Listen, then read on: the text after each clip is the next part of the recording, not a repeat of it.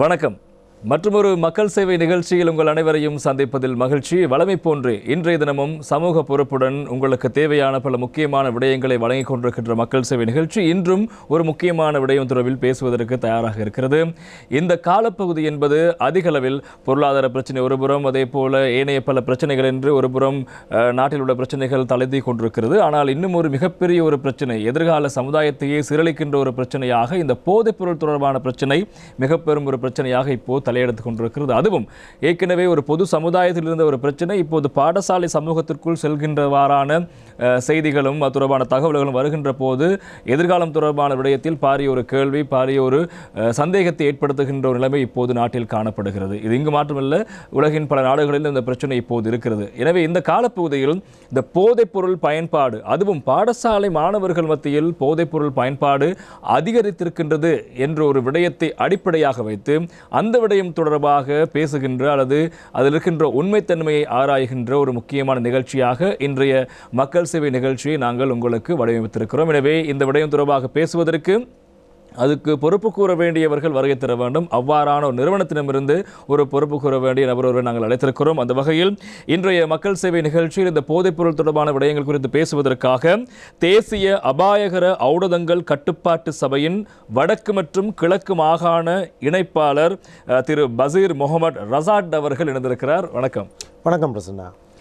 ஆமாம், நான் ஆரம்பத்திலே கூறியிருந்தேன், ஒரு பொறுப்பு கூற வேண்டிய நிறுவனம் இருந்தால் இந்த விடயங்கள் தொடர்பில் நாங்கள் பேச வேண்டும் என்று கூறியிருந்தேன். எனவே தேசிய அபாயகர ஔடதங்கள் கட்டுப்பாட்டு சபையானது இலங்கையில் வருகின்ற அபாயகரமான மருந்துகள் தொடர்பான அல்லது அது தொடர்பான விடயங்களை கையாளுகின்ற, பேசுகின்ற, நடவடிக்கை எடுக்கின்ற ஒரு முக்கியமான நிறுவனமாக இருக்கிறது.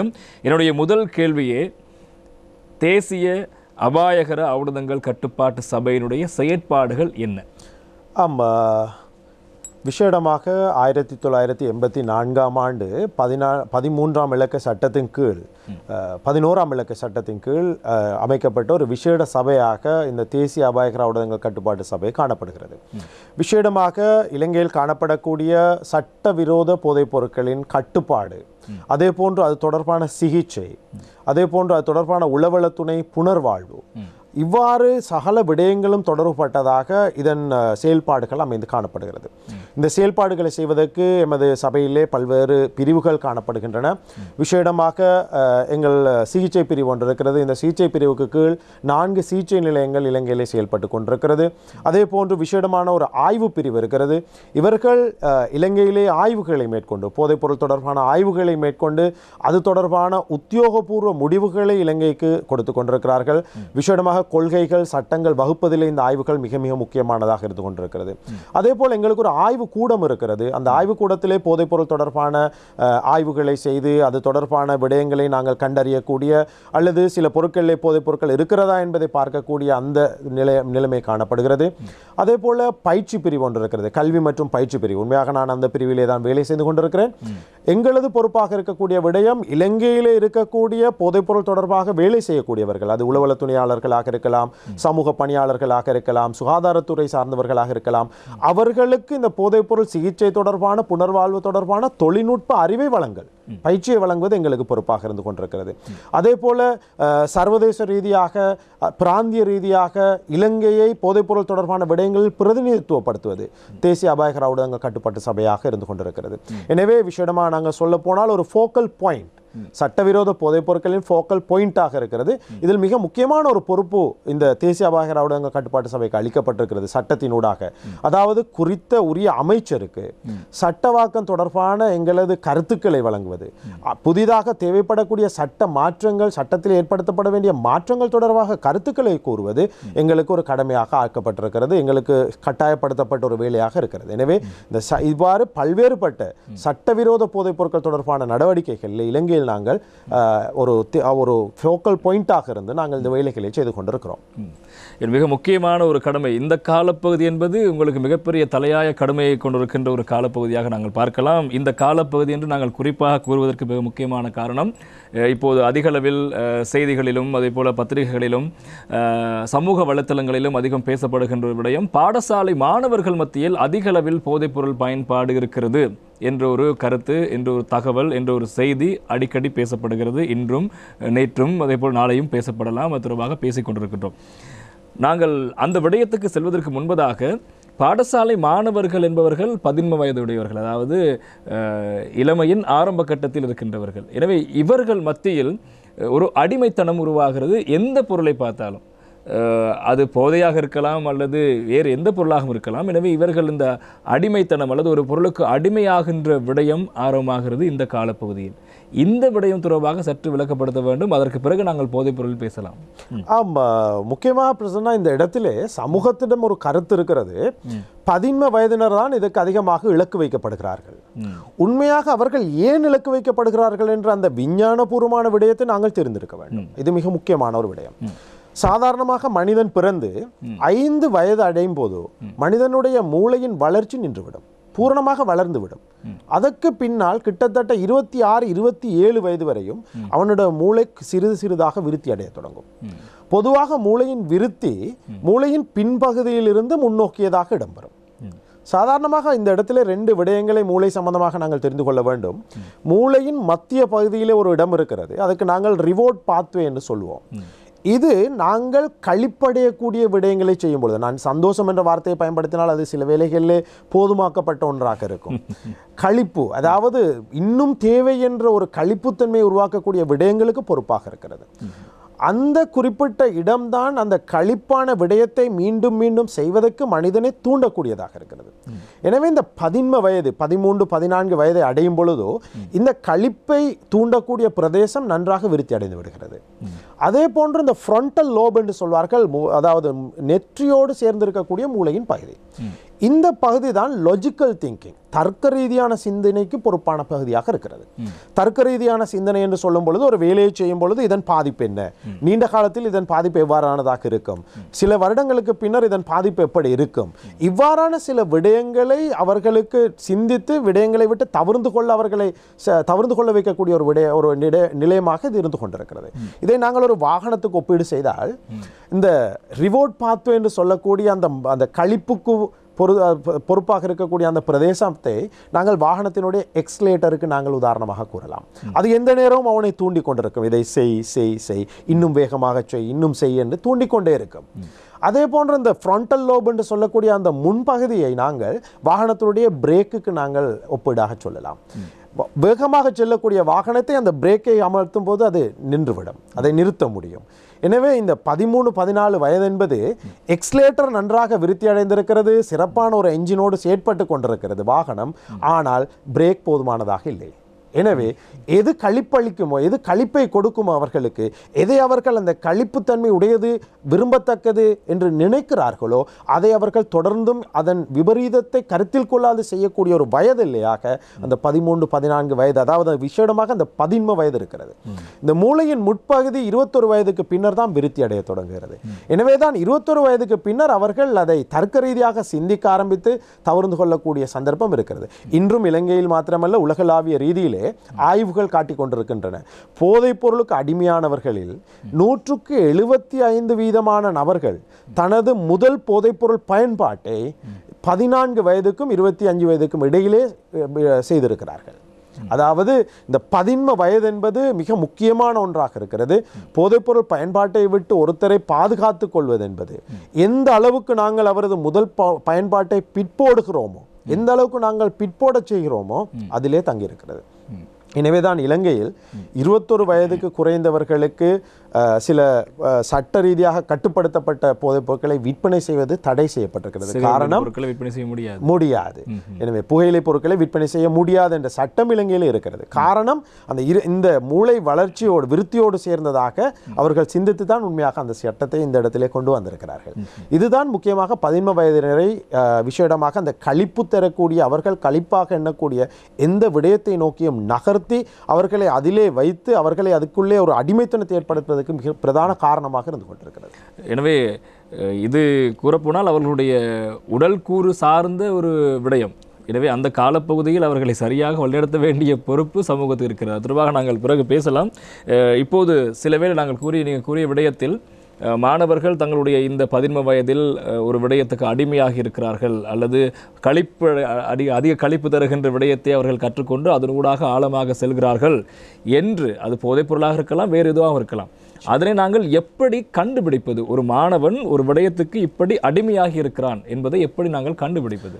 ஆமாம், பொதுவாக இன்று போதைப்பொருள் சம்பந்தமாக நிறைய கதைத்து கொண்டிருக்கிறார்கள். போதைப்பொருள் மாத்திரமன்றி பொதுவாக அதாவது நீலத்திரை என்று சொல்வார்கள், ஸ்க்ரீன் சம்பந்தமான அந்த அடிமைத்தனம் உண்டாகி இருக்கலாம்.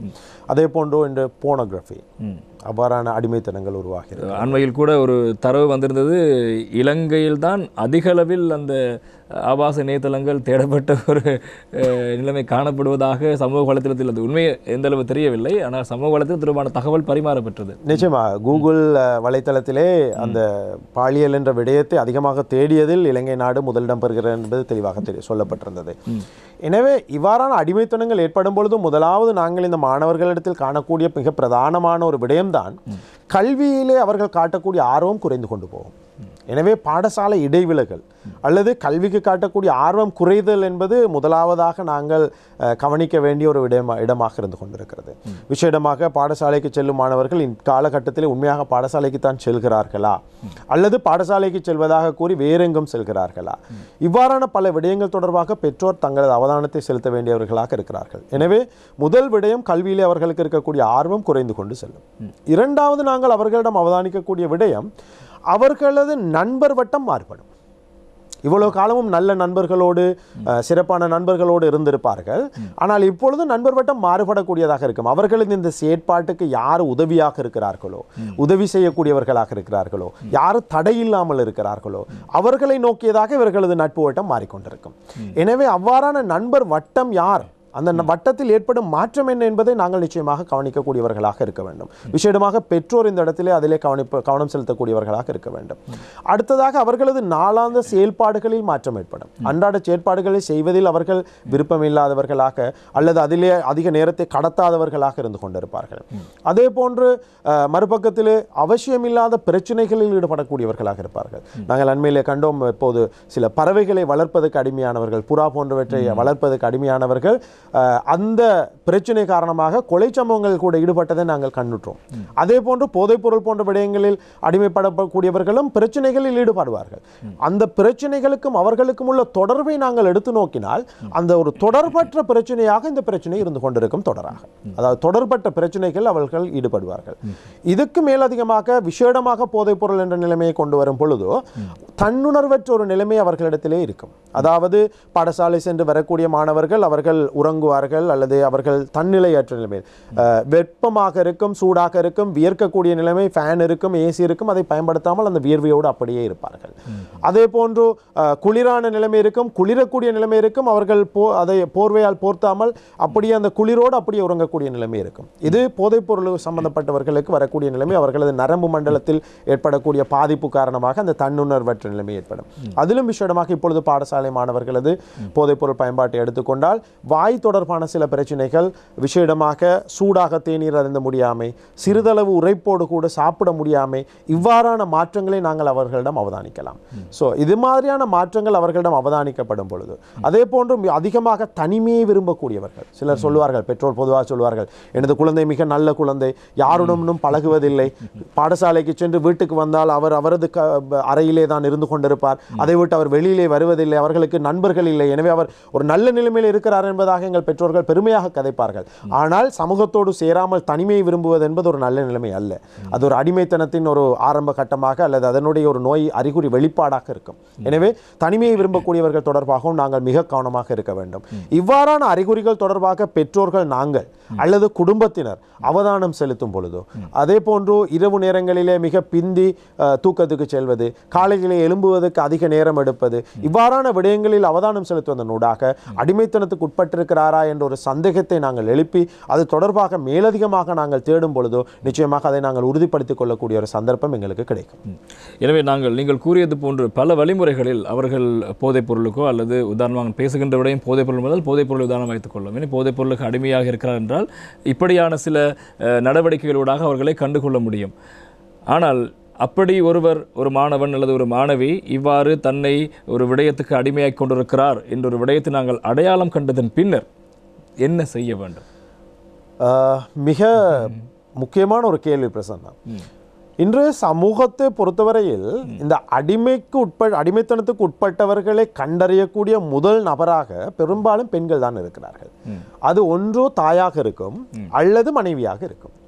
பொதுவாகவே பெண்கள் என்பவர்கள் மிகவும் இரக்க குணம் படைத்தவர்கள், பொறுமை உடையவர்கள். இவ்வாறு தான் நாங்கள் பெண்களை வர்ணிப்பதும் உண்டு, அதுதான் உண்மை.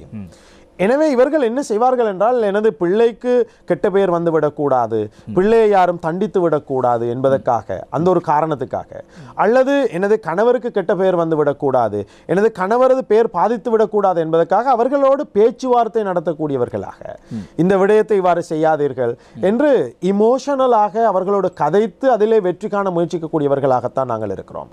நாங்கள் இந்த இடத்திலே ஒரு விடயத்தை தெரிந்து கொள்ள வேண்டும். முக்கியமாக நாங்கள் பலர் இந்த அடிமைத்தனம் என்பதை ஒரு பழக்கமாக நினைத்து கொண்டிருந்தாலும், அடிமைத்தனம் என்பது ஒரு நோய்.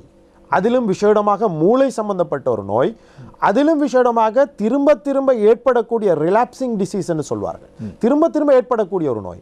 எனவே ஒரு நோய் ஏற்படும் பட்சத்தில் பழக்கத்தை மாற்றுவதை போல் அந்த நபரினுடைய இடத்தை மாற்றி அவர்களோடு பேச்சுவார்த்தை நடத்தி இமோஷனாக அவர்களோடு கதைத்து எங்களுக்கு அதிலே மாற்றம் காண முடியாது. அதற்குரிய சரியான சிகிச்சை அளிக்கப்படும் பட்சத்தில் மாத்திரம்தான் எங்களால் அதிலே வெற்றி காண முடியும். எனவே எந்த சந்தர்ப்பத்தில் அவர்கள் கண்டுபிடிக்கப்படுகிறார்களோ, எந்த நிலைமையில் அவர்கள் கண்டுபிடிக்கப்படுகிறார்களோ, அந்த நிலைமையில் அவர்களை நிச்சயமாக நாங்கள் சிகிச்சைக்கு முற்படுத்துவது மிக முக்கியமாக இருந்து கொண்டிருக்கிறது. சாதாரணமாக நாங்கள் முளையிலே கிள்ளி எறிய வேண்டிய ஒரு விடயத்தை கோடாரியால் வெட்டும் அளவுக்கு பெருப்பிக்காமல் அந்த இடத்திலேயே சரியான உரிய நபர்களிடம் கொண்டு சென்று அதற்கான சிகிச்சையை நாங்கள் செய்யும் பொழுதோ நிச்சயமாக நாங்கள் வெற்றி காண முடியும். அது அல்லாமல் நாங்கள் அவர்களோடு பேச்சுவார்த்தை நடத்தி அல்லது அவர்களது உணர்வுகளை எழுப்ப கூடிய மாதிரி கதைத்து, விசேடமாக பெண்களுக்கு மிக அழகான ஒரு ஆயுதம் இருக்கிறது, அதுதான் கண்ணீர். அவர்களுக்கு மிக இலகுவாக கண்ணீர் வரக்கூடிய நிலைமை இருக்கும். அதன் மூடாக அவர்கள் இமோஷனை ஏற்படுத்துவார்கள். தனது பிள்ளையாக இருந்தால் கண்ணீர் வடித்து, உனது தகப்பன் எவ்வளவு கஷ்டப்பட்டு உன்னை வளர்த்து கொண்டிருக்கிறார், இந்த விடயம் உன் தகப்பனுக்கு தெரிய வந்தால் என்ன செய்வார், எவ்வாறான தண்டனைகள் உனக்கு கிடைக்கும், சமூகம் என்ன நினைக்கும், கணவனாக இருந்தால் நான் உன்னை எதற்காக திருமணம் முடித்தேன், எந்த அளவு நம்பிக்கையோடு திருமணம் முடித்தேன், எனது நம்பிக்கைகள் எல்லாம் பாழா போகக்கூடிய ஒரு நிலைமைக்கு மாறி இருக்கிறது, நான் உனக்கு எந்த அளவு அன்பு வைத்திருக்கிறேன், எந்த அளவு என்னை நான் உனக்காக வேண்டி அர்ப்பணித்திருக்கிறேன் என்றெல்லாம் கதைத்து அவர்களை மாற்ற முயற்சிப்பார்கள். நன்றாக ஞாபகம் வைத்துக் கொள்ளுங்கள், காய்ச்சல் ஏற்பட்ட ஒருவருக்கு, ஒரு நோய் ஏற்பட்டவருக்கு அவர் படுத்திருக்கும் கட்டிலை மாற்றுவதனூடாக சிகிச்சை கொடுக்க முடியாது. எனவேதான் இந்த அடிமைத்தனத்துக்கு உட்பட்டவருக்கு அவர் இருக்கும் இடத்தை மாற்றி, நண்பர்கள் வட்டத்தை மாற்றி, சமூகத்தை மாற்றி அவர்களுக்கு சிகிச்சை அளிக்க முடியாது. நிச்சயமாக அவர்களுக்கு சரியான மருத்துவ சிகிச்சை அளிக்கப்பட வேண்டும். அவ்வாறு அளிக்கப்படும் பட்சத்தில் நிச்சயமாக நாங்கள் அவர்களை அதிலிருந்து வெளியில் எடுத்து அவர்களையும் நல்லவர்களாக சமூகத்தோடு ஒன்று சேர்த்து சமூகத்துக்கு பிரயோசனமான நபர்களாக நாங்கள் மாற்றக்கூடிய சந்தர்ப்பம் நிச்சயமாக இருக்கிறது. நீங்கள் இந்த விடயத்தை பேசுகின்ற போது வீட்டில் தாய் தந்தையர் தொடர்பான விடயம் பேசினீர்கள். குறிப்பாக மனைவி கண்டுபிடிக்கலாம் அல்லது தாய் கண்டுபிடிக்கலாம் என்று. அண்மையில் ஒரு பிரபல ஆங்கில பத்திரிகை ஒன்றில் பிரதான தலைப்புச் செய்தியாக ஒரு செய்தி வந்திருந்தது. பிரான்சில் பல்கலைக்கழக மாணவர்கள் போதைப்பொருளை பயன்படுத்திவிட்டு வித்தியாசமான முறையில் பாலியல் ரீதியான செயற்பாடுகளை செய்கின்ற ஒரு குழு நடவடிக்கை ஒன்று அங்கு பழக்கமாகிறது. அது இப்போது இலங்கையில் பாடசாலை மாணவர்கள் மத்தியில் அதிகரித்து விட்டது என்ற ஒரு தகவலும் இருந்தது. எனவே பிள்ளைகள் செயற்படுகின்ற விதத்தை கண்டறிய வேண்டிய மிகப்பெரிய ஒரு பொறுப்பு இருக்கிறது. இவ்வாறான விடயங்கள் தொடர்பான முறைப்பாடுகள் பிரிவு கிடைத்திருக்கிறதா? அப்படியான விடயங்களும் இருக்கிறதா? ஆம், நிச்சயமாக இருக்கிறது. இந்த கோவிட் பெருந்தொற்றுக்கு பின்னரான காலப்பகுதியில் மாணவர்களது கைகளிலே தொழில்நுட்பம் தவண்டு கொண்டிருக்கிறது. அவர்கள் இன்று உண்மையாக சொல்ல போனால் புதிய ஜெனரேஷன், புதிய ஒரு தலைமுறை எங்களை விட இந்த தொழில்நுட்ப துறையிலே மிக நல்லவர்களாக அல்லது மிகவும் வாய்ப்பு கொண்டவர்களாக, திறமை கொண்டவர்களாக இருக்கிறார்கள். எனவே அதை அவர்கள் மிக சிறப்பாக பயன்படுத்தக்கூடிய ஒரு சந்தர்ப்பம் இருக்கிறது. இந்த தொழில்நுட்பம் என்று சொல்லக்கூடிய விடயம் சாதாரணமாக நான் ஒரு கத்திக்கு ஒப்பிடுவேன். கத்தியால் நாங்கள் மரக்கறிகளை எங்களுக்கு தேவையானதை போன்று நறுக்கவும் முடியும், அதே போன்று ஒரு நபரை நாங்கள் கொலை செய்யவும் முடியும். தொழில்நுட்பம் இவ்வாறானது. அவர்களது எதிர்காலத்தை அவர்கள் அமைத்துக் கொள்ளவும் முடியும் தொழில்நுட்பத்தினால், அதே போன்று எதிர்காலத்தை இல்லாமல் ஒழித்துக் கொள்ளவும் முடியும். எனவே அந்த தொழில்நுட்பத்தை அவர்கள் எவ்வாறு பயன்படுத்துகிறார்கள் என்பதில் தான் இந்த நிலைமை இருக்கிறது. நிச்சயமாக அவ்வாறான முறைப்பாடுகள் எங்களுக்கு கிடைத்தது. எந்த அளவுக்கு என்று சொன்னால், சில விடயங்களில் தூண்டப்பட்டவர்கள் தனது நிர்வாண படங்களை இந்த சமூக வலைத்தளங்களூடாக பகிர்ந்து கொண்டவைகள், அதிலும் விசேடமாக இது தொடர்பான அதிக அறிவில்லாதவர்கள் அவ்வாறான விடயங்களை செய்தது. அதாவது கிராமப்புறத்தில் இருந்தவர்கள், அவர்களுக்கு இது ஒரு புதிய விடயமாக இருந்தது. அவ்வாறானவர்கள் செய்தது கண்டுபிடிக்கப்பட்டு அவைகளுக்கான நடவடிக்கைகளும் எடுக்கப்பட்டது. அதே போல போதைப்பொருள் பயன்படுத்தும் பட்சத்தில் நிச்சயமாக மூளைக்கலங்கள் பாதிப்படைகிறது. மூளைக்கலங்கள் பாதிக்கப்பட்டால் அந்த மூளைக்கலங்கள் திரும்ப உருவாவதில்லை. நரம்பு கலங்கள் எப்போதுமே மனிதன் உடலில் திரும்ப உருவாவதில்லை. எனவே இந்த மூளைக்கலங்களில் ஏற்படுத்தப்படும் பாதிப்பானது நிச்சயமாக அவர்கள் சிந்திக்கும் விதத்தில், அவர்களது நடத்தையில், அவர்களது செயல்பாடுகளில் பல்வேறு விதமான மாற்றங்களை கொண்டு வரலாம். இந்த மாற்றங்கள் பெரும்பாலும் சமூக விரோத செயல்களாக, சமூகம் சாதாரணமாக ஏற்றுக்கொள்ளாத செயல்களாக கூட இருக்கலாம். எனவே இவ்வாறான மாற்றங்கள் வருவது ஒரு சாதாரண நிலைமை போதைப் பொருட்களை பயன்படுத்தும் போது என்பதுதான் எனது கருத்தாக இருந்து கொண்டிருக்கிறது.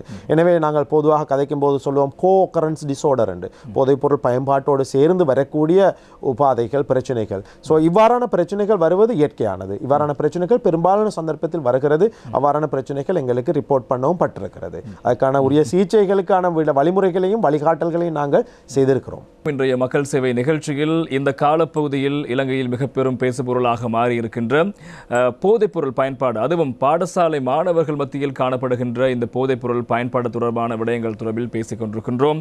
தேசிய அபாயகர ஊடகங்கள் கட்டுப்பாட்டு சபையின் வடக்கு மற்றும் கிழக்கு மாகாண இணைப்பாளர் திரு பசீர் முகமது ரசாட் அவர்கள் நிகழ்ச்சி நடந்து கொண்டு தொடர்பான விளக்கங்களை வழங்கிக் கொண்டிருக்கின்றார். நாங்கள் ஏற்கனவே பேசியிருந்தோம், ஒரு மாணவன் அல்லது ஒரு மாணவி ஒரு விடயத்துக்கு அடிமையாக இருந்தால் எப்படி கண்டுபிடிப்பது, கண்டுபிடிக்கப்பட்டதன் பின்னர் செய்ய வேண்டிய விடயங்கள் தொடர்பில் நாங்கள் பேசிக் கொண்டிருந்தோம்.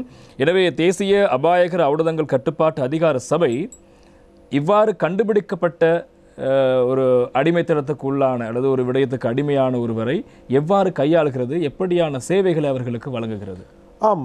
தேசிய அபாயகர ஊடகங்கள் கட்டுப்பாட்டு சபையை பொறுத்தவரையில் இவ்வாறான பிரச்சனைகள் ஏற்படும் சந்தர்ப்பத்தில் அந்த பிரச்சனைக்கு தீர்வு கண்டுகொள்வதற்காக பெற்றோர்களாக இருக்கலாம், பொதுமக்களாக இருக்கலாம், குடும்பத்தினராக இருக்கலாம், அவர்களுக்கு அழைக்கக்கூடிய ஒரு அவசர அழைப்பை அறிமுகப்படுத்தி இருக்கிறது. 1927 1927 என்று சொல்லக்கூடிய அந்த இலக்கம், இதிலே மும்மொழிகளிலும் அவர்களுக்கான உதவிகளை பெற்றுக்கொள்ளக்கூடிய சந்தர்ப்பம் இருக்கிறது. போதைப்பொருள் தொடர்பான சிகிச்சை தொடர்பான விவரங்களாக இருக்கலாம், அதே போன்று அது தொடர்பான உளவளத்துணை தொடர்பான விவரங்கள், அதே போன்று புனர்வாழ்வு அளித்தல் தொடர்பான விவரங்கள், இவை சகலதையும் அவர்கள் பெற்றுக்கொள்ளக்கூடிய சந்தர்ப்பத்தை, அது தொடர்பான தகவல்களை பெற்றுக்கொள்ளக்கூடிய சந்தர்ப்பத்தை தேசிய அபாயகர ஊடகங்கள் கட்டுப்பாட்டு சபை அளித்திருக்கிறது. அதே போன்று எங்களது மாவட்ட உத்தியோகத்தர்கள் இருக்கிறார்கள்.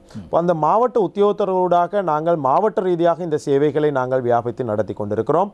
அதே போல எங்களது மாகாண இணைப்பாளர்கள் இருக்கிறார்கள், அவர்களூடாகவும் இந்த சேவை நடத்தப்பட்டு கொண்டிருக்கிறது. இதற்கு மேலதிகமாக சிகிச்சை நிலையங்கள், அதாவது போதைப் பொருளுக்கு அடிமையானவர்களுக்கு சிகிச்சை அளிக்கக்கூடிய சிகிச்சை நிலையங்கள் தேசிய அபாயகர ஊடகங்கள் கட்டுப்பாட்டு சபைக்கு கீழே இருக்கிறது. இதிலே 4 சிகிச்சை நிலையங்கள் மிக முக்கியமாக இருந்து கொண்டிருக்கிறது. ஒன்று கண்டியிலே இருக்கக்கூடிய சிகிச்சை நிலையம், இது விசேடமாக 21 வயதுக்கு குறைந்தவர்களுக்கான சிகிச்சை நிலையமாக இருக்கிறது. இதிலே 21 வயதுக்கு குறைந்த மாணவர்கள் மாத்திரம்தான் அனுமதிக்கப்படுகிறார்கள். அதே போன்று நிட்டம்புயில் இருக்கக்கூடிய சிகிச்சை நிலையம், இதிலே 22 வயது முதல் 35 வயதுக்குட்பட்டவர்கள் அனுமதிக்கப்படுகிறார்கள்.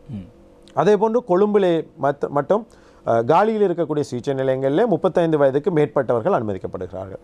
இதற்கு மேலதிகமாக சட்ட ரீதியாக எங்களுக்கு அளிக்கப்பட்டிருக்கக்கூடிய அந்த அதிகாரங்களை பயன்படுத்தி பிரைவேட் சிகிச்சை நிலையங்கள், தனியார் சிகிச்சை நிலையங்களுக்கு நாங்கள் அனுமதி வழங்கி கொண்டிருக்கிறோம்.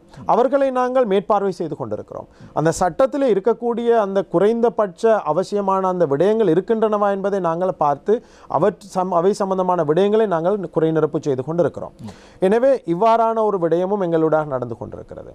இதற்கு மேலதிகமாக ஆய்வு பிரிவு ஒன்று இருக்கிறது. அவர்கள் ஒவ்வொரு விதமான ஆய்வுகளை செய்து கொண்டிருக்கிறார்கள். பாடசாலை மாணவர்களுக்கு இடையிலாக இருக்கலாம், பல்கலைக்கழக மாணவர்களுக்கு இடையிலாக இருக்கலாம், சமூக மட்டத்திலான ஆய்வுகளாக இருக்கலாம், அதே போன்று போதைப் பொருட்களினுடைய வியாபிப்பு எவ்வாறு இருக்கிறது என்பது தொடர்பானதாக இருக்கலாம், எந்த அளவுக்கு இது தொடர்பான கைதுகள் இடம்பெறுகிறது, இவ்வாறு பல்வேறுபட்ட ஆய்வுகளை இந்த ஆய்வு பிரிவானது செய்து கொண்டிருக்கிறது. இன்னும் ஒரு விசேடமான ஒரு பிரிவு இருக்கிறது, ஆய்வு கூடம். இன்று பல காலகட்டங்களிலே பல இடங்களிலே கதைக்கப்படக்கூடிய ஒரு விடயம்தான் உணவுப் பொருட்களிலே போதைப் பொருள் கலந்திருக்கிறது, இனிப்பு பண்டங்களிலே போதைப் பொருள் கலந்திருக்கிறது. இவ்வாறு பல்வேறு விதமான கதைகள் இன்று சமூகத்திலே உலாவிக் கொண்டிருக்கின்றன. இவ்வாறான ஒரு பொருளிலே உணவுப் பொருளாக இருக்கலாம், இவ்வாறான ஒரு விடயத்திலாக இருந்தாலும் தடை செய்யப்பட்ட ஏதாவது மருந்துகள் இதிலே கலந்து இருக்கிறதா என்ற விடயத்தை நாங்கள் தெரிந்து கொள்ள வேண்டும் என்று சொன்னால் நாங்கள் அதற்கு விஞ்ஞானபூர்வமான ஒரு ஆய்வை செய்ய வேண்டும். இந்த ஆய்வு கூட வசதி எங்களிடம் இருக்கிறது. தேசிய அபாயகர ஊடகங்கள் கட்டுப்பாட்டு சபை இதை செய்து கொண்டிருக்கிறது. உங்களுக்கு சந்தேகத்துக்கிடமான அந்த குறிப்பிட்ட பொருளை நீங்கள் அவர்களிடம் கொண்டு போய் கொடுக்கும் சந்தர்ப்பத்தில், முறையாக அவர்களிடம் ஒப்படைக்கும் சந்தர்ப்பத்தில் அவர்கள் அதற்குரிய அந்த ஆய்வை செய்யக்கூடியவர்களாக இருக்கிறார்கள். அதை செய்து அதனுடைய ரிப்போர்ட்டை அவர்கள் கொடுக்கக்கூடியதாக இருக்கிறது.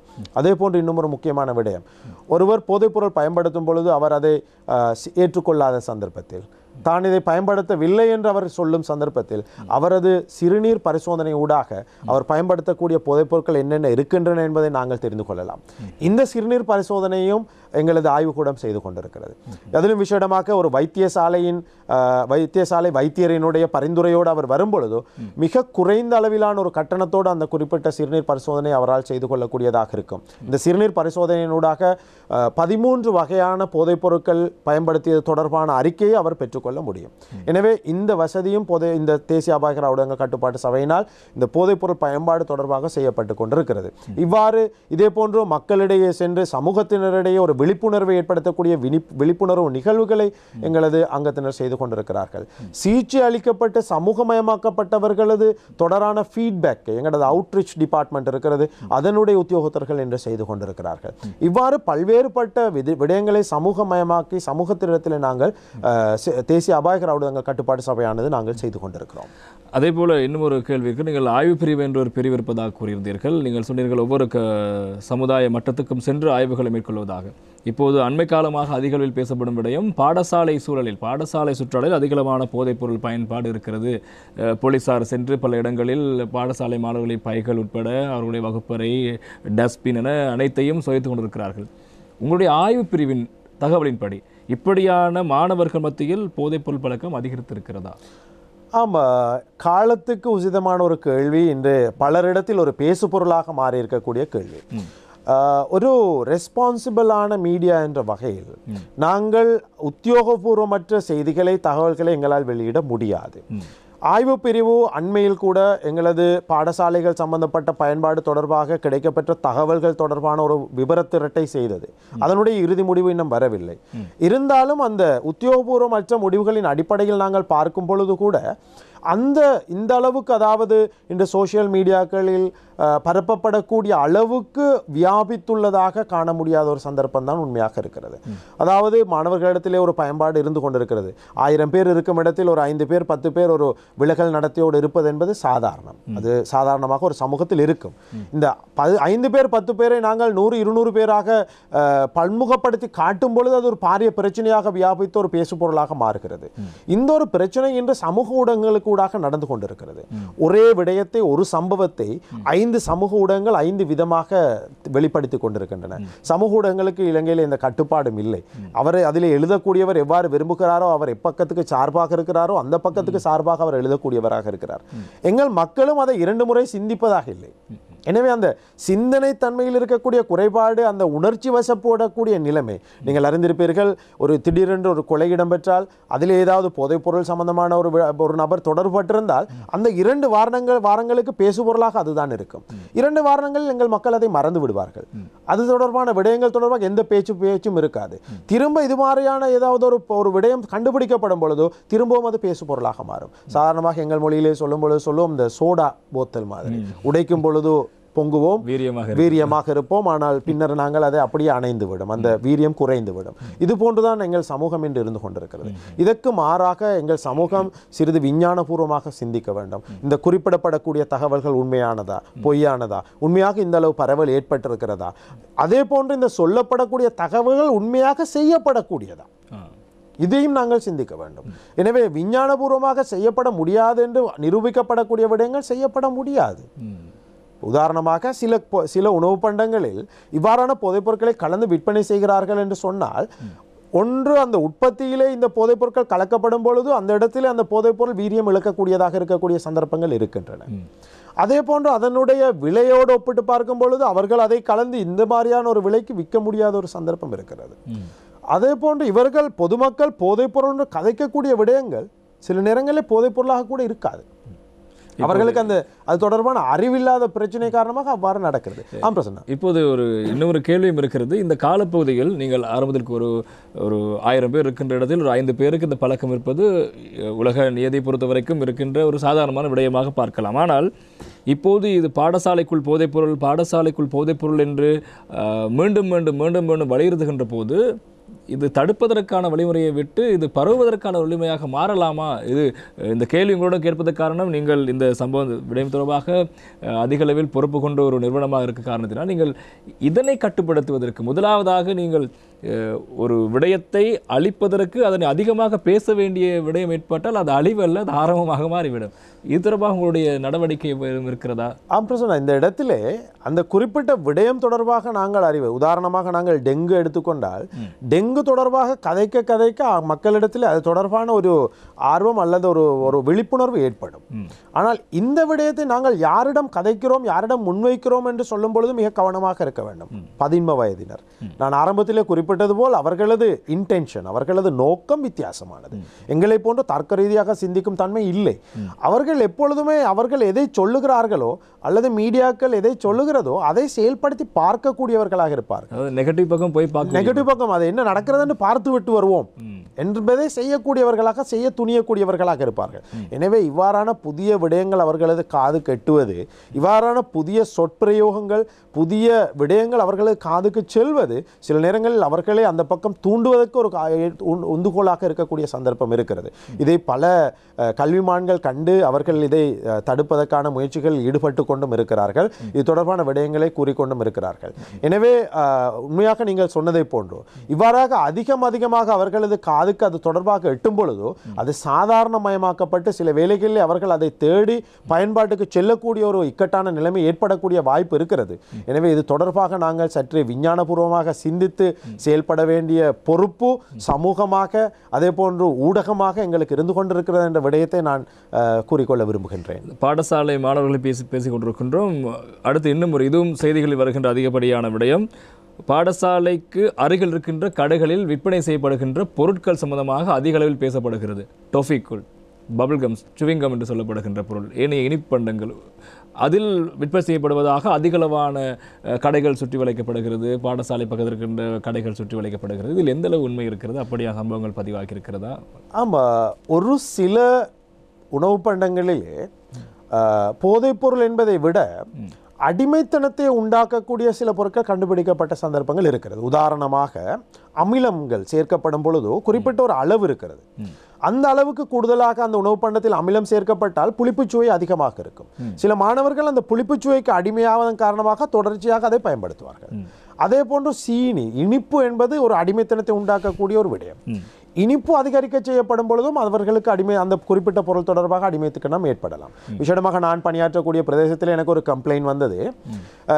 ஹார்ட் வடிவத்தில் இருக்கக்கூடிய ஒரு டொஃபி, இந்த டொஃபியை அதிகமாக மாணவர்கள் விரும்பி சாப்பிடுகிறார்கள். ஒரு கடையில் இந்த டொஃபி இல்லாத சந்தர்ப்பத்தில் இன்னும் பல கடைகளை தாண்டி சென்று அந்த டொஃபியை, குறிப்பிட்ட டொஃபியை அவர்கள் எடுத்து சாப்பிடுகிறார்கள். எனவே சந்தேகத்துக்கு உட்பட்ட காரணத்தால் குறிப்பிட்ட அந்த டொஃபியை நான் கொண்டு வந்து எங்களது ஆய்வுக்கூடத்திலே பரீட்சைக்கு உட்படுத்தினேன். உண்மையாக அதிலே இருந்த ஒரே ஒரு விடயம், இயற்கைக்கு மாறாக அதிலே சாதாரண உணவுப் பொருட்களை விட அதிகமாக சீனி சேர்க்கப்பட்டிருந்தது. அந்த இனிப்பு அவர்களுக்கு அடிமைத்தனத்தை கொண்டு வந்திருந்தது. எனவே நான் சொல்லக்கூடிய விடயம், உணவுப் பொருட்களில் இருக்கிறதா இல்லையா என்ற அந்த தர்க்கத்துக்கு அப்பாற்பட்டு உங்களுக்கு ஒரு சந்தேகம் ஏற்பட்டால் அதை நாங்கள் விஞ்ஞானபூர்வமாக நிவர்த்தி செய்து கொள்வது மிகச் சிறப்பானதாக இருக்கும். எனவே அவ்வாறான சந்தேகத்துக்கிடமான ஒரு பொருள் கண்டுபிடிக்கப்படும் பட்சத்தில் தேசிய அபாயகர ஊடகங்கள் கட்டுப்பாட்டு சபையினுடைய தலைமை காரியாலயத்துக்கு நீங்கள் அதை பொறுப்பளித்து அதை ஒப்படைத்து எங்கள் ஆய்வுக்கூடத்தில் அதை ஆய்வுக்குட்படுத்தி அதிலே ஏதாவது தடை செய்யப்பட்ட பொருட்கள் இருக்கிறதா என்பதை நீங்கள் விஞ்ஞானபூர்வமாக உறுதி செய்து கொள்ள முடியும். அவ்வாறு உறுதி செய்யப்படும் பட்சத்தில் அதற்கான சட்டபூர்வமான நடவடிக்கைகளை எடுப்பதற்கும் நாங்கள் உதவி செய்ய தயாராக இருக்கிறோம். எனவே நாங்கள் அதை கதைப்பதை விட்டு, அதாவது அதை தொடராக நாங்கள் அதை ஷேர் பண்ணுவதை விட்டுவிட்டு, ப்ரமோஷன் கொடுப்பதை விட்டுவிட்டு விஞ்ஞானபூர்வமாக அதை நாங்கள் தடுக்கக்கூடிய வழிமுறைகளை நாங்கள் கையாளலாம் என்பதுதான் எனது கருத்து. இன்றைய மக்கள் சேவை நிகழ்ச்சியில் போதைப்பொருள் பயன்பாடு மாணவர்கள் மத்தியில் அதிகரித்திருக்கிறது என்ற ஒரு செய்தியை மையப்படுத்திய ஒரு விவாதமாக அல்லது ஒரு கலந்துரையாடலாக இந்த நிகழ்ச்சியை மேற்கொண்டிருக்கின்றோம். இதில் பல முக்கியமான அறிவுரைகள், ஆலோசனைகள் மாணவர்களுக்கு வழங்கப்பட்டுக் கொண்டிருக்கிறது. தேசிய அபாயகர ஊடகங்கள் கட்டுப்பாட்டு சபையின் வடக்கு மற்றும் கிழக்கு மாகாண இணைப்பாளர் திரு பசீர் முகமது ரசாட் அவர்கள் இணைந்து கொண்டு விரிவான விளக்கங்களையும் ஆலோசனைகளையும் வழங்கிக் கொண்டிருக்கிறார். நாங்கள் பாடசாலை மாணவர்கள் தொழில் பேசியிருந்தோம். அவர்கள் போதைப்பொருள் பயன்படுத்தி எப்படி அடிமையாகலாம், எப்படி மீட்பது தொடர்பான விடயங்களை பேசிக் கொண்டிருந்தோம். பாடசாலை மாணவர்கள் கரங்களில் இப்போது அண்மையில் கூட ஒரு சட்டம் இயற்றப்பட்டிருக்கிறது. 5 மில்லிகிராம் 5 கிராம் 5 கிராமுக்கும் அதிகமான ஐஸ் போதைப்பொருள் வைத்திருந்தால் அவருக்கு மரண தண்டனை வழங்கலாம் இலங்கை சட்டப்படி. பாடசாலை மாணவர்கள் கரங்களில் இப்போது கூறுகின்றதை போன்று போதைப்பொருள் கண்டுபிடிக்கப்பட்டால் எப்படியான சட்ட நடவடிக்கை இருக்கும்? இலங்கையை பொறுத்தவரையில் சட்டத்தின் முன் யாவரும் சமம். இதிலே எந்த சந்தேகமும் இல்லை. மாணவர்களிடத்தில் கூட அந்த சட்டம் சொல்லக்கூடிய அளவு போதைப் பொருட்கள் கைப்பற்றப்படும் பொழுதோ அது அமுல்படுத்தப்படக்கூடிய விதம் ஒன்றாகத்தான் இருக்கும். சில சந்தர்ப்பங்களில் அவர்களது வயதிலேயே கருத்தில் கொண்டு சில வித்தியாசமான விடயங்களை நீதிமன்றம் தீர்மானிக்க முடியும். இருந்தாலும் சட்டத்தின் முன் யாவரும் சமம் என்ற ரீதியில் அவர்களுக்கு கிடைக்கக்கூடிய தண்டனைகளில் நாங்கள் வித்தியாசத்தை காண முடியாது என்றுதான் நான் நினைக்கின்றேன் நிச்சயமாக. எனவே யாராக இருந்தாலும் பிழையான வேலைகள் செய்யும் பொழுது அது பிழையாகத்தான் பார்க்கப்படும். எனவே அதிலிருந்து தவிர்ந்து கொள்வதுதான் மிகச் சிறப்பானதாக இருக்கும் என்று நான் நினைக்கின்றேன். மாணவர்கள் இந்த விடயத்திலிருந்து தவிர்ந்து கொள்வதற்கு அல்லது அதற்குள் போகாமல் இருப்பதற்கு என்ன விடயங்களை செய்யலாம்? பிரசன்னா, நல்ல ஒரு கேள்வி. இன்று நாங்கள் ஒப்பீட்டு ரீதியாக பார்க்கும் பொழுது மாணவர்களிடத்தில் பல விடயங்கள் இல்லாமல் இருப்பது தான் காரணமாக இருக்கிறது. அதாவது அவர்களது ஓய்வு நேரத்தை எவ்வாறு கழிக்க வேண்டும் என்ற அந்த நிலைமை இல்லாமல் இருக்கிறது. இன்று நாங்கள் மாணவர்களை ஒரு ஒப்பீட்டு ரீதியாக நோக்கி பக்கத்து வீட்டு மாணவனைப் போல, பக்கத்து வீட்டு நபரினுடைய பிள்ளையைப் போல, அல்லது சமூகத்தில் இருக்கும் இன்னொரு பிள்ளையைப் போல என் பிள்ளை வர வேண்டும் என்ற நோக்கத்தோடு ஒரு இயந்திரமாக கல்வியை மாத்திரம் நோக்காக கொண்டு, அதிலும் ஏட்டுக்கல்வியை மாத்திரம் நோக்காக கொண்டு ஒரு குழந்தையாக நாங்கள் எங்கள் குழந்தைகளை ஆக்க எதிர்பார்த்து கொண்டு இருக்கிறோம். இதை விட்டும் நாங்கள் சற்று விலகி அந்த குழந்தையினுடைய திறன் விருத்தியை ஏற்படுத்தி திறன்களை கண்டறிந்து அதை நாங்கள் விருத்தி செய்து அந்த குழந்தைக்கு ஒரு எதிர்காலத்தை உருவாக்கக்கூடிய நிலைமையை நாங்கள் உருவாக்க வேண்டும். அந்த நிலைமை எங்களுக்குள்ளே வர வேண்டும். இது இல்லாமை தான் மிக முக்கிய காரணமாக இருக்கு. நான் உதாரணமாக சொல்லுவேன்.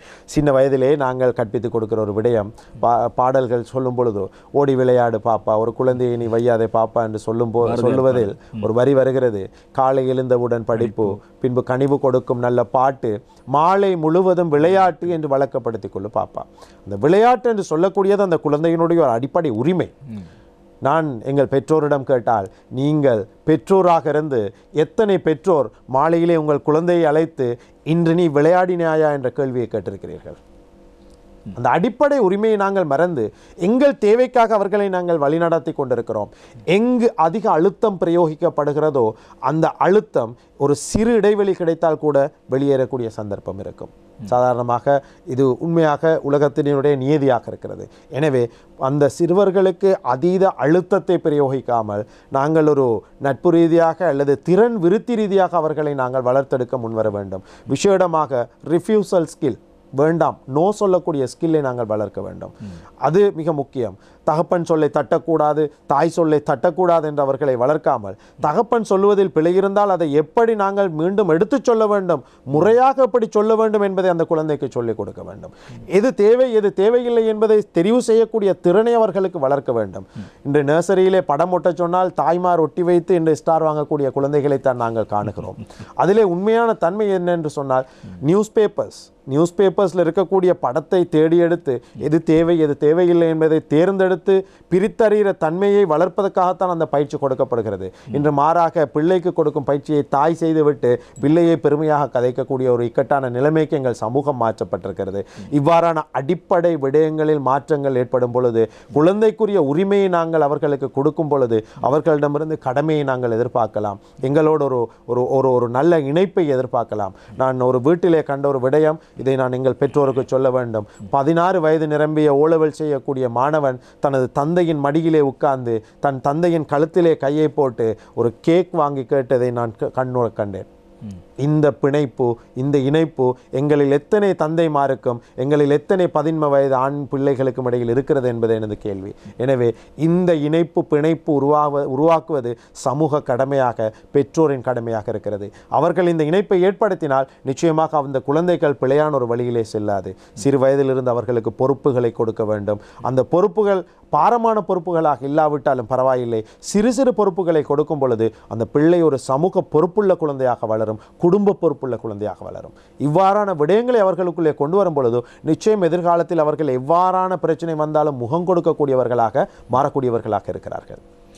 அதே போல இன்னும் ஒரு கேள்வி இருக்கிறது. நீங்கள் தேசிய அபாயகர ஊடகங்கள் கட்டுப்பாட்டு சபையினுடைய வடக்கு மற்றும் கிழக்கு மாகாண இணைப்பாளராக இருக்கிறீர்கள். உங்களிடம் மிக ஒரு காத்திரமான ஒரு கேள்வி.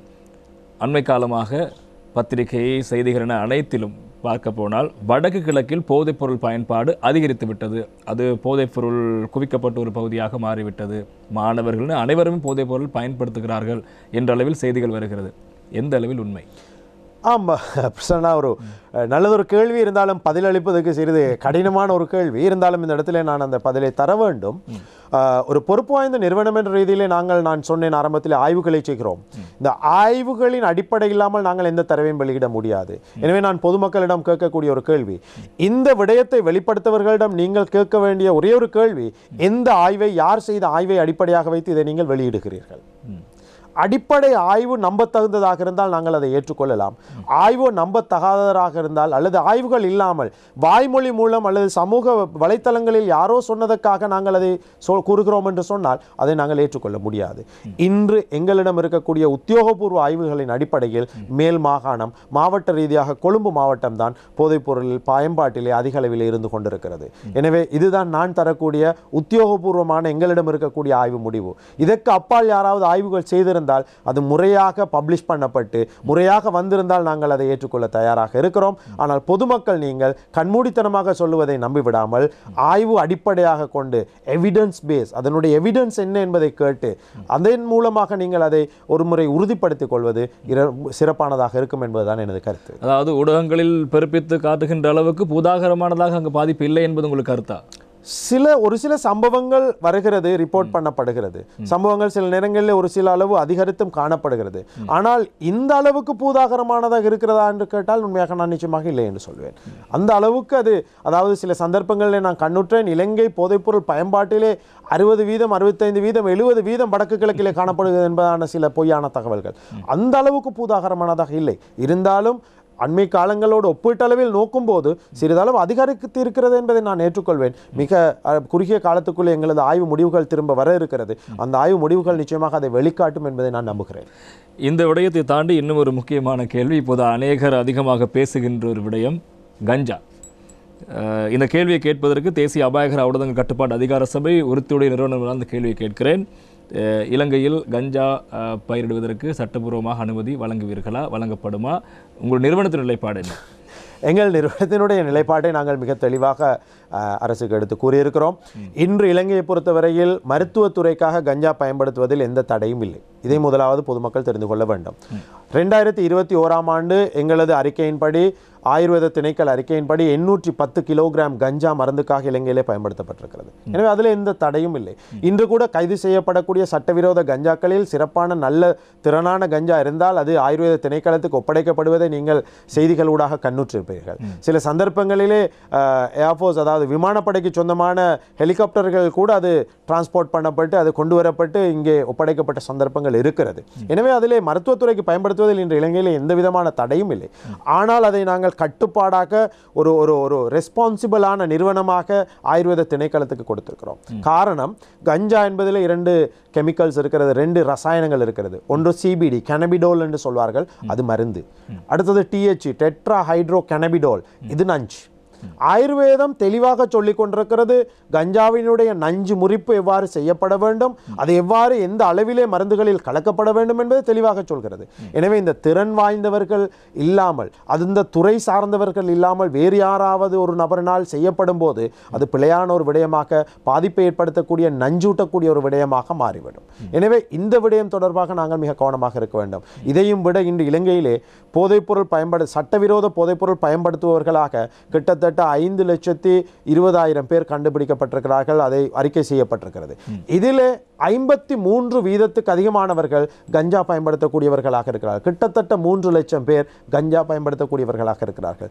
சட்ட விரோதமாக இருக்கும் சந்தர்ப்பத்தில் 3 லட்சம் பேர் பயன்படுத்துகிறார்கள் என்றால் சட்டமயமாக்கப்படும் பொழுது இதன் துஷ்பிரயோகம் எந்த அளவுக்கு செல்லும் என்பதை நாங்கள் கவனத்தில் எடுக்க வேண்டும். அடுத்ததாக, மருந்து என்றால் என்ன என்பதை விளங்கிக் கொள்ள வேண்டும். ஒரு நோய்க்காக பயன்படுத்தினால், ஒரு நோயை கண்டறிய பயன்படுத்தினால், அல்லது நோய் வருவதை தடுத்துக்கொள்ள பயன்படுத்தினால் அது மருந்தாக இருக்கும். இது 3 நோக்கமும் அல்லாமல் வேறு நோக்கத்துக்காக பயன்படுத்தும் பொழுது அது மருந்தாக அமையாது. அதே போல மருந்துகளுக்கு குறிப்பிட்ட ஒரு அளவு இருக்கும். ஒரு நாளைக்கு பயன்படுத்தக்கூடிய எத்தனை முறை பயன்படுத்தலாம் என்ற விடயம் இருக்கும். அதிகூடிய பட்சம் பயன்படுத்தக்கூடிய கால எல்லை இருக்கும். இது எல்லாம் இல்லாவிட்டால் அது மருந்தாக அமையாது, துஷ்பிரயோகமாக அமையும். இது எல்லாவற்றுக்கும் அப்பால் பட்டு வைத்தியர் ஒருவரின் பரிந்துரை அந்த இடத்திலே மிக முக்கியம். எனவே தேர்ச்சி பெற்ற அதாவது பதிவு செய்யப்பட்ட வைத்தியர் ஒருவரின் பரிந்துரை இல்லாமல் அதை பயன்படுத்தினாலும் அது துஷ்பிரயோகமாக அமையும். எனவே இவ்வாறான துஷ்பிரயோகங்கள் இடம்பெறுவதற்கான சந்தர்ப்பங்கள் மிக அதிகமாக இருந்து கொண்டிருக்கிறது. இது எல்லாவற்றையும் அப்பால் சென்று நாட்டை முன்னேற்றுவதற்காக அல்லது நாட்டை அபிவிருத்தி செய்வதற்காக என்ற ஒரு விடயம் முன்வைக்கப்படுகிறது. நான் பொதுமக்களிடம் ஒரு விடயத்தை கேட்கின்றேன். இன்று போதைப்பொருள் உற்பத்தி செய்யக்கூடிய நாடுகளை நாங்கள் அறிந்து வைத்திருக்கிறோம். அதாவது உலகளாவிய ரீதியிலே கோல்டன் ட்ரையாங்கிள், கோல்டன் கிரசன்ட் என்று சொல்வார்கள். இந்த கோல்டன் ட்ரையாங்கிள், கோல்டன் கிரசன்ட்டுக்கு உட்பட்ட நாடுகள் ஏதாவது அபிவிருத்தி அடைந்த நாடுகளாக இருக்கிறதா என்ற கேள்வியை நான் வைக்கிறேன். எனவே போதைப்பொருள் உற்பத்தியினூடாக அபிவிருத்தி அடைந்த நாடுகள் எதுவுமே இல்லை. மாறாக எங்களிடம் இன்னும் பல வளங்கள் இருக்கிறது. அந்த வளங்கள் மூலமாக நாங்கள் எவ்வாறு இந்த நாட்டை முன்னேற்றலாம் என்பதை நாங்கள் சிந்திப்பது மிகச் சிறப்பானதாக இருக்கும் என்பது எனது கருத்து. எனவே இது சட்ட ரீதியாக்கப்படும் சந்தர்ப்பத்தில் அதாவது இதை துஷ்பிரயோகப்படுத்தும் சந்தர்ப்பங்கள் இன்னும் அதிகரிக்கும் என்பதுதான் எனது கருத்தாக இருந்து கொண்டிருக்கிறது. தேசிய அபாயகர ஊடகங்கள் கட்டுப்பாட்டு சபை இந்த விடயத்துக்கு எதிர்ப்பு, நாங்கள் அனுமதிக்க விட மாட்டோம் என்பது நிலைப்பாடு. சட்டம் ரீதியாக அனுமதிக்கப்படும் பட்சத்தில் துஷ்பிரயோகம் அதிகரிக்கும் என்பதுதான் எங்களது நிலைப்பாடாக இருக்கிறது. அடுத்து இன்னும் ஒரு முக்கியமான விடயம், இந்த போதைப்பொருள் பாவனை தொடர்பான விடயத்தில் சமூகத்திற்கும் ஆசிரியர் சமூகத்துக்கும் பாடசாலை கட்டமைப்புக்கு மிகப்பெரிய ஒரு பொறுப்பு இருக்கிறது. அவருடைய பொறுப்புகள் சம்பந்தமாக நீங்கள் சற்று விளங்கப்படுத்த வேண்டும். சமூகம் தான் இதற்கு மிக முக்கியமான காரணக்கர்த்தாக மாறி இருக்கிறது. நிச்சயமாக பெற்றோராக இருக்கலாம், ஆசிரியர்களாக இருக்கலாம், சமூகமாக இருக்கலாம். முதலாவது நாங்கள் விளங்கிக் கொள்ள வேண்டிய விடயம், இந்த போதைப்பொருள் அடிமைத்தனம் என்பது ஒரு நோய். அவருக்கு சிகிச்சை அளிக்கப்பட வேண்டும். ஒரு நோயாளியை நாங்கள் ஏதாவது சொல்லி அவர்களை பிரச்சனைப்படுத்துவது, புல்லிங் பண்ணுவது அல்லது லேபிள் பண்ணுவது என்பது ஒரு பிரச்சனைக்குரிய விடயம். யாராவது ஒரு நோயை ஏற்பட்டால் அவர் அந்த நோய் குணமடையும் பொழுது அவரை நாங்கள் சமூகம் ஏற்றுக்கொள்கிறோம். இதுவும் ஒரு நோயாக இருப்பதன் காரணத்தினால் போதைப்பொருளை விட்டு வெளிவரக்கூடியவர்களை, போதைப்பொருளுக்கு சரியான சிகிச்சை பெற்றவர்களை நாங்கள் ஏற்றுக்கொள்ளக்கூடிய தன்மையை ஏற்படுத்த வேண்டும். மாறாக நாங்கள் லேபிளிங் பண்ணுவோம் என்று சொன்னால், லேபிளிங் செய்வோம் என்று சொன்னால் அவர்களை திருத்தி எடுப்பது மிக கஷ்டமாக இருக்கும். சோஷியல் ஸ்டிக்மா என்று சொல்வார்கள், சமூக வடு. இன்று பயன்படுத்தியவர்கள் திரும்ப அந்த பயன்பாட்டுக்குள் செல்வதில் சமூக வடு ஒரு பிரதான இடத்தை வகிக்கிறது. தயவு செய்து சமூக வடு என்ற விடயத்தை விட்டு எங்கள் சமூகம் வெளிவர வேண்டும். போதைப்பொருள் பயன்படுத்தக்கூடியவர்களை ஒரு நோயாளியாக பாருங்கள். அவர்களுக்குரிய சிகிச்சையை செய்து கொடுப்பதற்கு நீங்கள் உதவுங்கள். அவர்கள் சிகிச்சை பெற்று திருந்தி வெளியே வரும் சந்தர்ப்பத்தில் அவர்களையும் சமூகத்தில் ஒரு அங்கத்தினராக பாருங்கள். அவர்களையும் சேர்த்து நடந்து கொள்ளக்கூடிய ஒரு நிலைமைக்கு மாறுங்கள். பெற்றோர்கள், குடும்பத்தினர் உங்கள் குடும்பத்தினரில் அதிக அக்கறை காட்டக்கூடியவர்களாக இருங்கள். ஆக குறைந்தது குடும்பத்துக்குள்ளே ஒரு நாளைக்கு ஒரு நேர சாப்பாட்டையாவது ஒன்றாக தாய் தகப்பன் பிள்ளைகள் இருந்து சாப்பிடக்கூடிய ஒரு நிலைமையை ஏற்படுத்துங்கள். உங்களது கம்யூனிகேஷன், தொடர்பாடலை தொலைபேசிகளுக்கும் ஏனைய இலத்திரனியல் சாதனங்களுக்கும் கட்டுப்படுத்தாமல் நேரடி தொடர்பாடலாக வைத்துக் கொள்ளுங்கள். நாங்கள் இந்த வீடுகளிலே காணுகின்றோம், ஒவ்வொரு கதிரைகளில் தகப்பன், தாய், பிள்ளை உட்கார்ந்து கொண்டிருக்கிறது. 3 பேரும் 3 தொலைபேசிகளில் இருந்து தொடர்பாடல் செய்து கொண்டிருக்கிறார்கள். அதை விட்டும் பழமையிலே நாங்கள் எவ்வாறு கதைத்தோமோ, எவ்வாறு எங்களுக்கு இடையில் ஒரு நெருக்கம் இருந்ததோ, எங்கள் பிரச்சனைகள் தொடர்பாக எவ்வாறு கலந்தாலோசித்தோமோ, இவ்வாறான விடயங்களை நீங்கள் கலந்தாலோசிக்கக்கூடியவர்களாக மாறுங்கள். தோல்விகள் ஏற்படும் பொழுது அந்த தோல்விகளிலே தோள் கொடுக்கக்கூடியவர்களாக நீங்கள் மாறுங்கள். அதே போன்று சமூக உணர்வோடு செயற்படக்கூடியவர்களாக, நான் இதிலே ஏன் ஈடுபட வேண்டும், எனக்கு என்ன பொறுப்பு இருக்கிறது, என் பிள்ளை இதிலே ஈடுபடவில்லை தானே என்று நீங்கள் ஒதுங்கி செல்லாமல் சமூக பொறுப்போடு நடக்கக்கூடியவர்களாக மாறுங்கள். ஆசிரியர்களாக இருக்கலாம், பெற்றோர்களாக இருக்கலாம். விலகல் நடத்தை என்ற ஒரு விடயத்தை நீங்கள் அவதானிக்கும் பொழுது அந்த குழந்தை தொடர்பாக அதிக அவதானத்தை செலுத்துங்கள். அதை சரியான நபர்களுக்கு நீங்கள் தொடர்பு படுத்துங்கள். அவர்களை இணைப்பு செய்யுங்கள். அதற்கான சிகிச்சை ஏற்பாடுகளை செய்து கொடுங்கள். நிச்சயமாக அவர்களை நாங்கள் திருத்தி சமூகத்துக்கு நல்லொரு நிலைமைக்கு கொண்டு வரலாம். எனவே இதை ஒரு சமூக பொறுப்பாக, கூட்டு பொறுப்பாக எடுத்து நாங்கள் செயற்படுத்தினால் நிச்சயம் இந்த விடயத்திலே நாங்கள் வெற்றி காணலாம். ஆம், நிச்சயமாக இன்றைய மக்கள் சேவை நிகழ்ச்சி தற்போது பேசப்பட்டு கொண்டிருக்கின்ற இந்த போதைப்பொருள் பாவனை, அதுவும் பாடசாலை மாணவர்கள் மத்தியில் அதிக அளவில் இருக்கிறது என்ற நிலைப்பாடு இப்போது அதிகம் இருக்கிறது.